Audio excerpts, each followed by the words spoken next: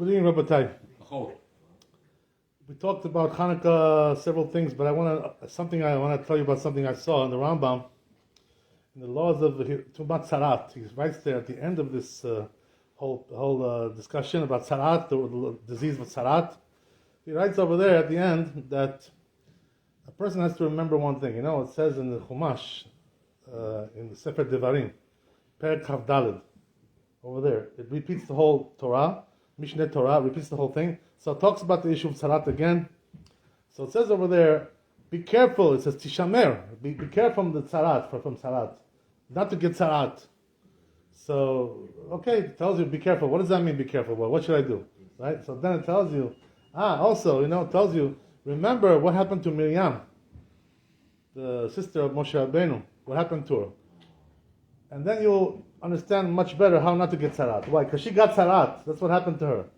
Why did she get Tzarat? What's the reason why she got Tzarat? Because she spoke about Moshe Rabbeinu, her brother. Some Lashon Hara. yeah. This is what she did.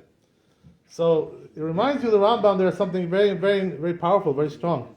That Miriam, first of all, who was older, Miriam or Moshe Rabbeinu? Miriam was older, yeah. So she was the older sister of Moshe Rabbeinu. So, seniority, right? She's a senior lady there, whatever. Not only that, but she also, when he was born, she took care of him, she like a mother she was to him, make sure that he got everything that he needed. She took care of him, made sure that he stayed alive, made sure he stayed healthy. That's another thing. One more thing also, she risked herself, her life, by taking him out to the water, and putting him over there into the sea, into the water, so the Egyptians shouldn't kill him. They could have killed her too. If they would see her, if they would catch her, they would have killed her too. So she did all these things for her brother, She was a good sister, what I mean? I wish we had all sisters like that, right? That do all these kinds of things for us like that. Who can have a better sister than that? And then comes and tells you the Rambam even one more thing. That, what happened, right? That when she spoke Lashon Hara about Moshe Rabbeinu, she didn't mean to say something bad. It wasn't her intention to slander him, That wasn't the thing. Yeah, but still, right. So what was her intention, The whole thing was she made a mistake. What was the mistake that she made? Her mistake was, she said like this, why did he go and divorce his wife? Tzipporah, poor girl. She's by herself. He divorced his wife. Why? We also have a nevuah. Aaron and Miriam, they also had nevuah. It says we didn't divorce our spouses. I didn't divorce my husband. He didn't divorce his wife. So why did he go and divorce his wife? Not nice, Left his wife like that alone. Like galmuda, nobody to take care of her. What kind of thing is that? She's now by herself, unhappy, right? Unhappy person. So she said, if we didn't divorce our spouses, why should he do it? That was her mistake. That was her mistake, yeah. She compared herself to him. Right, so the mistake was like this, that she thought that we're also Nevi'im and he's also Navi, so we're the same, we're on the same level. But she didn't understand one thing, that they were not on the same level. Moshe Rabbeinu was on a higher level. As it says, right, that Moshe Rabbeinu used to talk to Hashem face to face, like you talk with your friend, Hi, how are you? How are you feeling? You look him in his face, he looks at you, eye contact, that's the way Hashem and Moshe Rabbeinu, they spoke to each other, like a person to his friend. But the other Nevi'im, they were not on this level, including Miriam, including Aaron. They used to get, when they go to sleep, they used to get some prophetic vision at night, some dream will come to them, and they will get some prophecy from there, some information. But Hashem didn't speak with them face to face like this, like you speak to your friend. So they were not on the same level as Moshe Rabbeinu, you understand? This was the problem. So she didn't understand that. She didn't know. She thought, we're all the same, It's all the same. So what did HaKadosh Baruch Hu do? HaKadosh Baruch Hu showed them that they're not the same. How did he do that? Very simple, All of a sudden he calls out, Okay, Moshe, Aharon, and Miriam, everybody come to the Mishkan. I want to see all of you over there. We have a meeting today, right? So what happened? Moshe Rabbeinu was coming, no problem, he has no problem. But Aaron and Miriam, they can't come. Why they can't come? You know why? Because they have to first go to the mikveh, When you live with your spouse, your husband and wife, you have relations with them, you can't go into the Mishkan without first going to the mikveh, So first they're looking for water, Hey, where's the mikveh? Hello. Where is it? Over here? So there's one on Yellowstone. There's one on 99th Street now, right? They have a mikveh everywhere, right? 108. They have mikveh. So they're looking for a mikveh. Where is it? 108 Yellowstone. Here. Where is the mikveh? We have to go. We can't meet Hashem if we don't go to the mikveh first. So why did Hashem do this to them? To make them realize, what do you think? You're the same as he is. You're not. I speak to him all the time. So he can't be with his wife. That's the whole thing. That's why he had to divorce his wife. I speak to him all the time. I don't speak to you every day, every hour. So you can sleep at night and go to the mikveh. You can do all kinds of things and get ready, to meet Hashem. But I speak with him all the time. He has to be ready all the time. He has to be zamin. That's the way it is. So you're not the same as he is. This is what he tried to explain to them by doing this. Okay, so says the Rambam. Nevertheless, though, with all these things that we said, right? She didn't mean to slander him. She didn't mean to say Lashon Hara. She didn't mean to degrade him. Nevertheless, she was punished with sarat, right? She got punishment. By the way, the Chazal say also Aaron got it as well. It doesn't say in the Chumash, but the Chazal say that Aaron also had it. It doesn't say that. But anyway, right? The point is that Moshe Rabbeinu, he prayed for her, right? And the tzaraat went away, but it took 1 week. They had to wait for her 1 week to finish the tzaraat, because it takes 1 week to get purified. So they couldn't move over there. They had to stay in the place. This is the way it turned out. So says the Rambam. What do you see from here? How careful a person has to be about Lashon Hara. That even somebody like this, Miriam, who everything is good, everything is perfect by her. Nevertheless, when you say something Lashon Hara, even something small, and also Moshe Rabbeinu, they say the Chazal, he didn't care about it. He wasn't makpid. He was very anav person. So he didn't care. They're speaking about him like this. Okay, so they made a mistake. What's the big deal? My sister doesn't know all the nevuot that there is, the types of nevuah. This nevuah, nevuah number 1, nevuah number 2, right? She doesn't know all these things.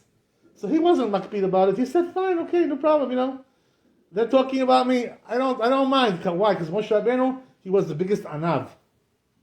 So he didn't care. So he doesn't care, but who does care?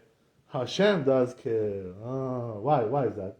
Because when you speak Lashon Hara about tzaddikim, about chachamim, right? About nevi'im, about somebody who's a prophet, you're gonna pay the price for that. What do you think? You're gonna just I made a mistake. Sorry. Doesn't work like that. What do you think? So says the Rambam how careful a person has to be. So he warns us, what to do, how to avoid this problem.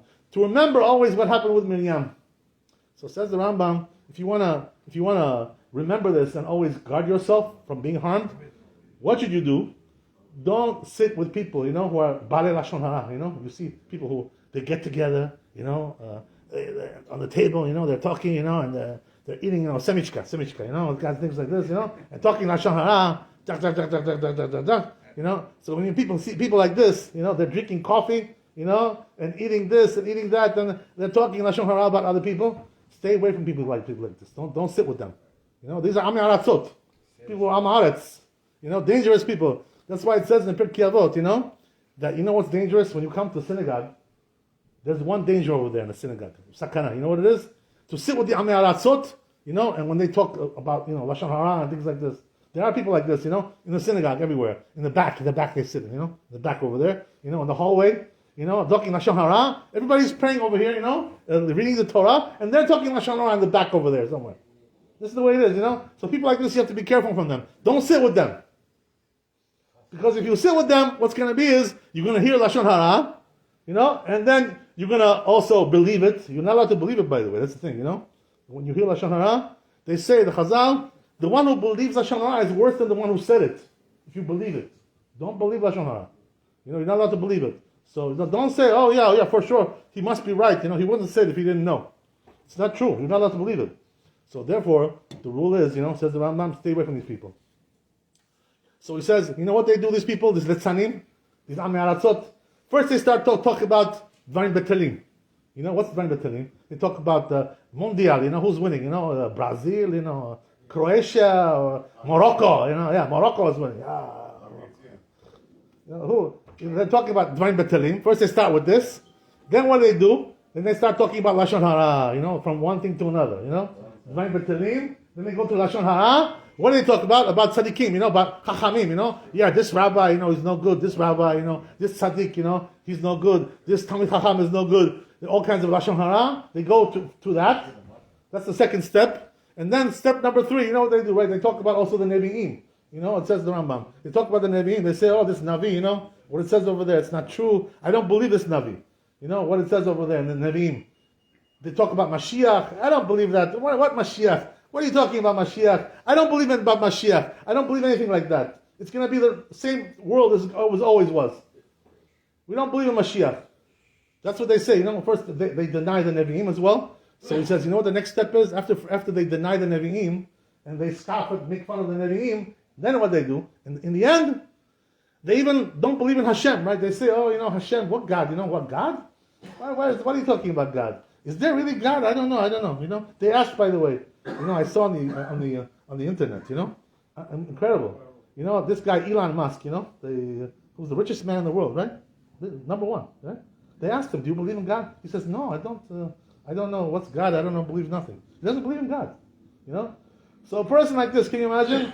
He has the whole world in his hands. You know, the richest man in the world, but God, he doesn't want. He doesn't want God. You know, so a person can't even come to that. You know, because he's so wealthy, he's so rich, he's so successful, he abandons God. I don't need nothing, I have everything. You know, so a person can, in the end, says the Rambam, he can come to even that, you know, to deny God as well. You know, to say, I don't know, Torah, this written by rabbis, you know, Hashem didn't give us the Torah. All kinds of things like this, you know, he denies Hashem also.